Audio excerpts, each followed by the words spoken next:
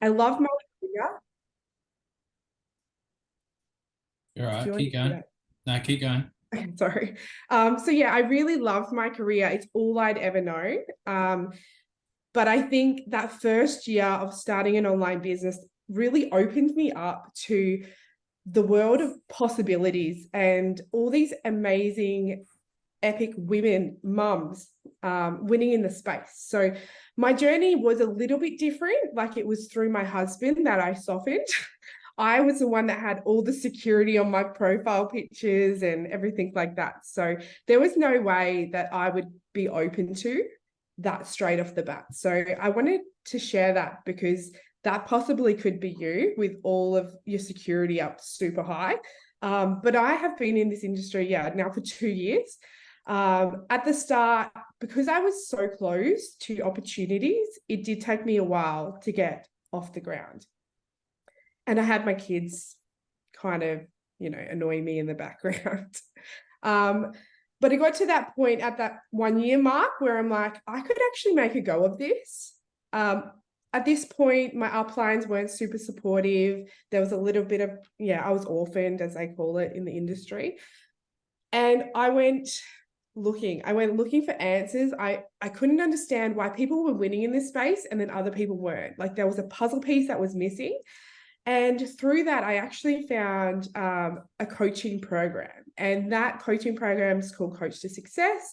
And it really shaped me to the person I am today. And it helped me pivot. So I love Enagic. I have their water machines and everything like that. But I'm no longer aligned with that vision. I have multiple income streams. I'm now with Rodown and Fields as well. So just shifting, learning. Let me jump in here, and Yep. I just wanna summarize this for the Yep, definitely. audience as well. That how important it is, obviously, when you're starting out. It's important to focus on understanding how valuable your time really is, and that's what you've discovered in your journey and stepping into the online space, being able to work from home. I just want you to touch on that as a mother, Yeah. as a nurturer. I know that you did mention your partner and how you had your security up and he didn't. Yes. Well, huge believer in that behind every female is always going to be a strong male. And the difficult thing in this industry, and I want you to speak and touch on this as well, is having that support from your spouse and being able to, really follow through with your vision, right? At full flight and full capacity. So, I want you to touch on that. I want you to talk me through the journey of becoming a mum. I know that you said that your young Yeah. one's 2, which Yeah. is a difficult age, and they start climbing everything and like getting in there. So we're just luckily enough we can conduct this one with the young one not here, otherwise she might be jumping in the screen. But I want you to talk me through and walk me through what that really looks like. Step into the light, pull back the curtain into the life of Tamara. Yeah. So I am really lucky to have a husband that supports me. And I think because this was always his thing, then transitioning to it being my thing was always a journey in itself. Being a mum, the the one thing that really got me when I look back, and I didn't know it at the time, right? But looking back was we just moved into a new house. I just started a new job. My husband was deployed. He's a firefighter to New South Wales fires.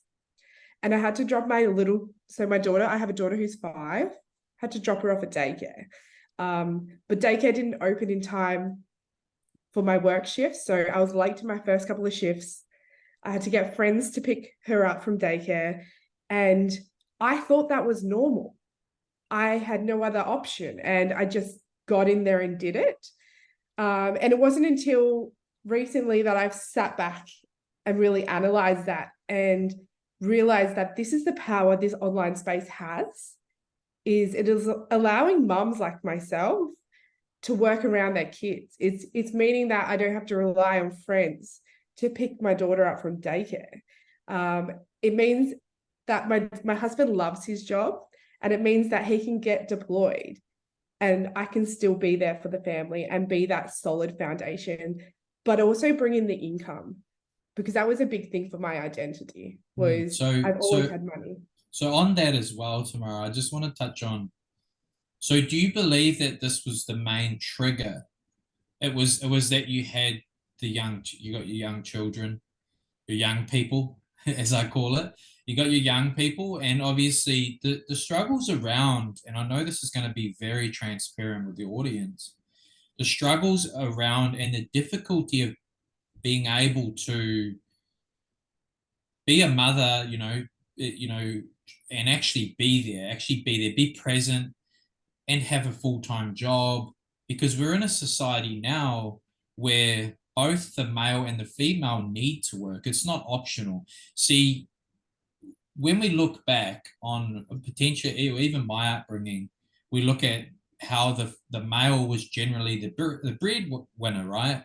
And that's not the case anymore. We live in a society where both male and female have to work. It's not elective, right? It's got to a situation where it's not elective. I believe inside that it should be elective. Like the female should work if she wants to. Like that's obviously me. It's going to differ from person to person, but the female role now is to become like empowered and to actually have the ability to do that online, and to do that around your children. It's unreal. It's huge, and it even inspires me as a male. Like I step back, and there's a lot of females in this coaching group, in this coaching program, and I've found, working with females, females can be very coachable. And the powerful thing with that is you're able to do what you need to do online, but also carry yourself forward as a mother, in alignment with your abilities, and in alignment with obviously the important things that a mother needs to fulfill in motherhood. So there's something that I want to move forward into here, that I ask this question all the time and people find it really difficult to answer. So I'm gonna leave you with this one to see how you go. But what is your main priority in life? This is the reason why I ask you this. And just before you take over, what is your main priority in life? Because it's a question I ask people because it helps establish the reason why they're doing what they're doing. And it's the reason why they keep going. So I want you to transparently answer that question. I'm going to give you the space to do that. I do love that question, because I think it opens up a lot, so much. And for me, I think I really want to strike that mythical balance. So as a young child, especially as a young girl, we're taught we can be whatever we want to be. We're taught we can have it all, but they don't talk about what it's going to cost us. And a lot of the time, it's going to cost us our sanity. It's going to cost us. We're in an era, like you said, Cole, that we can't be expected to be a sole breadwinner and the mother that we want to be. So that's my journey in the online space, is that's what I want. I want to create this space where I can be who I want to be, and also have the income that can support me, because money can solve a lot of problems. I am 100% transparent about that. And it's not everything, but it does solve a lot. So I think striking that mythical balance between, being the mum I want to be, and being the person that I can be financially. I love that so much. And, when we speak about, a lot of people say that money is the root of all evil. Well, it's actually, my take on this is money is, it's a form of energy, and it allows us to do the things we want to do in life. So it's very empowering to have an abundance of money. And, the quicker people change their mindset around that, the better, because you're blocking out that abundance, that flow in of abundance, if you continue to think that it's a root of all evil. So that's just a side note. Yeah, I we need love. more money in the hands of good people to do good things. That's the root there. Correct. And I want you to touch on that as well. Like being in this industry, what has it given you from a development standpoint as an individual? Oh, a lot. So firstly, it opened up my mind to my worth, and I didn't realize how much I'd boxed myself. Everyone knows when you become a vet nurse or work in the veterinary industry, it's not for the money, it's for the love of the animals. And that really tied me down and thought that I could never earn anything more, or that I would only ever work for love. So opening up myself to actually realizing that I can earn an abundance. And that journey has actually been very interesting. I've had to undo a lot of beliefs about myself. Um, they say a large part of this is mindset, which I do agree with, but the word mindset doesn't really sit well with me because it's very airy fairy woo woo.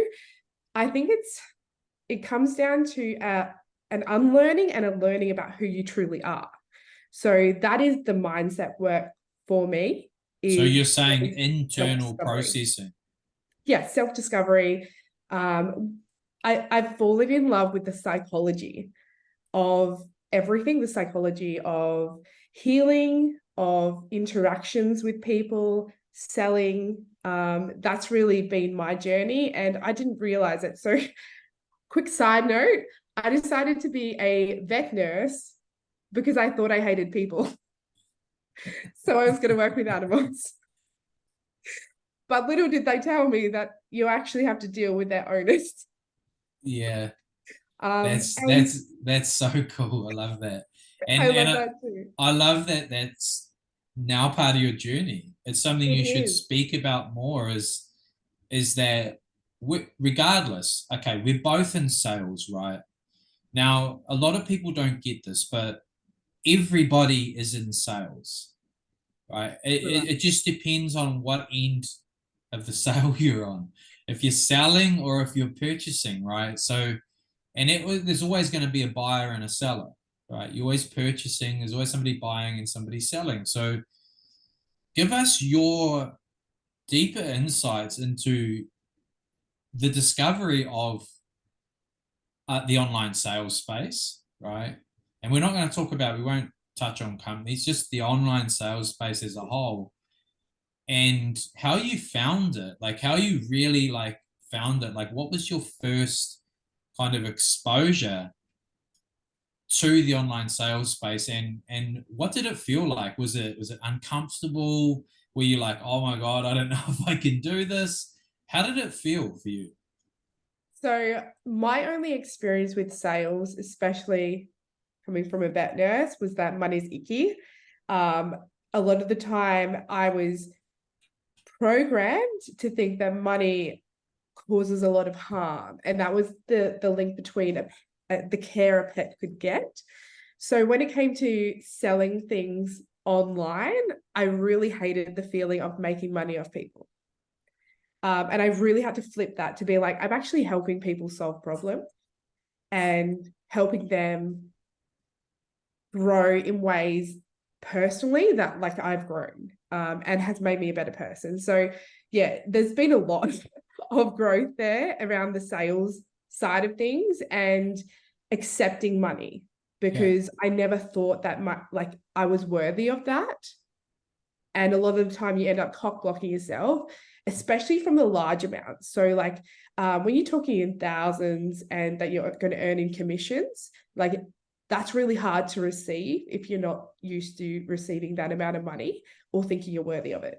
oh, totally. Because, there's always that roof that's been put over us for so many years, inside the schooling system, the programming of thinking that you're only worthy of $22 an hour. You're only worthy. So when you have a $1,500 commission land, you're like, oh my God, you're like, Yeah. What has just Yeah. happened?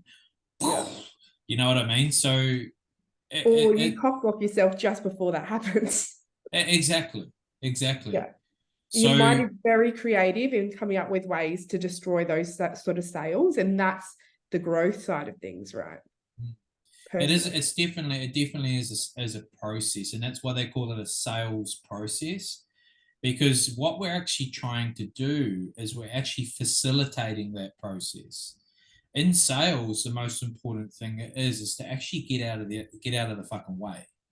That's the most important thing, is to get out of the way, because most people in the sales process, and I know you'll agree with this, is that when you say they cock block themselves, what they do also, another analogy I like to use, is they actually they verbally vomit over the person, right? And they sell the product back to themselves because they're super passionate and they're like, oh my God, I've got this product and I've got this compensation plan.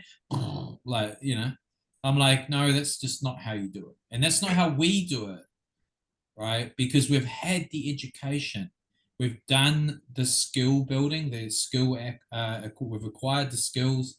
And now we're on that topic, right, of skills and acquiring skills.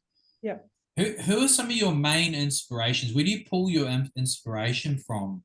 You know, when you're looking for Yeah. guidance, who are some of you, like your mentors on a bigger level, on a higher scale? Yeah. Yeah. No, I completely understand where you're going. I have fallen in love with Mel Robbins to start with. The way that she can deliver her message so clearly and backed by science, and that really helps with my, science brain, over my woo-woo brain. So she can show up on camera without any makeup. She's very transparent and she's spreading the love and has that impact that I really like. The other person who really resonates with me is Brené Brown on the higher level, because a lot of what I've discovered about myself and learning about who I am is actually around the language we use growing up, around all her shame research, which I found very interesting. So yes, we have to survive on this planet, but one of my deep goals is to live the best authentic life possible. So having those two as my idols on the larger scale is, yeah, definitely my inspiration. So awesome. And when you mentioned that, like that language that's been programmed into us at a younger age, one of the best books I ever read was from a guy, and I'm not too sure if you've read this yourself, but from a guy's name's Dr. Dennis Waitley. And he released a book called The Psychology of Winning. So I highly recommend that book. It's very similar. It's about programming. It's about how you talk to your kids, how you get a reception with your language, and how you communicate. So what we say, right, is what we're going to get back. So, and just like how we held our posture, etc. So that was super helpful. Like, I mean, Mel Robbins, the story of Mel Robbins is quite empowering. How she was going to start a podcast and she was stuck in procrastination and she never did it. And then because she thought that the market was already saturated, and then she did it and it completely blew up. So for anybody that's listening, if you're procrastinating, sitting on the fence and getting splinters in your ass, then you might want to start taking action, right? So just to close out, we've got about 7 minutes, and I want to leave you with something, or I want you to leave the audience with something that's going to empower them to step into action. So just some closing thoughts on people that are potentially sitting on the fence, like you were, with all your with all your profile settings closed out, closing yourself out of the They wouldn't world. have found me. What is some advice that you want to give to people that are looking to start an online business? Yeah. Okay. My first advice would be 20 seconds of courage. Okay. That's all it takes. Reach out to someone, do something different, say yes to an interview like this. 20 seconds of courage can really change the trajectory of your life. The second thing, if you want to really make a go of it and replace your income and like get those big goals in this online space, you really need to sit down and work out the difference between who you are now as a person and the sort of person that wins, because I can guarantee they're worlds apart. And that's the work right there that you have to be. So how do you become that person that wins? And for me, it's an ever unfolding process, and success will naturally follow. If you become that person, success is attracted to you. So awesome. Hey, like, I just want to say huge congratulations to you for hopping on this interview to start with, because I know it's a breakthrough in your journey and it's going to be super valuable. Again, I always say the action you put in will always start to attract things back to you. So as you start to take action and do things that are uncomfortable and out of your comfort zone, all of a sudden, you know, you probably look at your bank account tomorrow. Oh, I just got a commission. I wonder why that happened. So always look to get out of your comfort zone. And this is something that Tamara has done pretty much off the cuff. I've really put her on the spot here with some of these questions. So I appreciate you. Super grateful for you jumping on. And any final closeout words before we shut off this live stream and finish up? Just go for it. Like, what's the worst that can happen? A lot of the time, we overanalyze, and Mel Robbins speaks about this all the time. Like, stop worrying about the worst case scenario and allow yourself to feel and think about the best case scenarios, because statistically, 95% of the time, they're going to come true. Awesome. Thanks, Tamara. Well, we'll finish up the video now. I appreciate you, and we will talk soon, my friend. Thank you. Bye. Bye.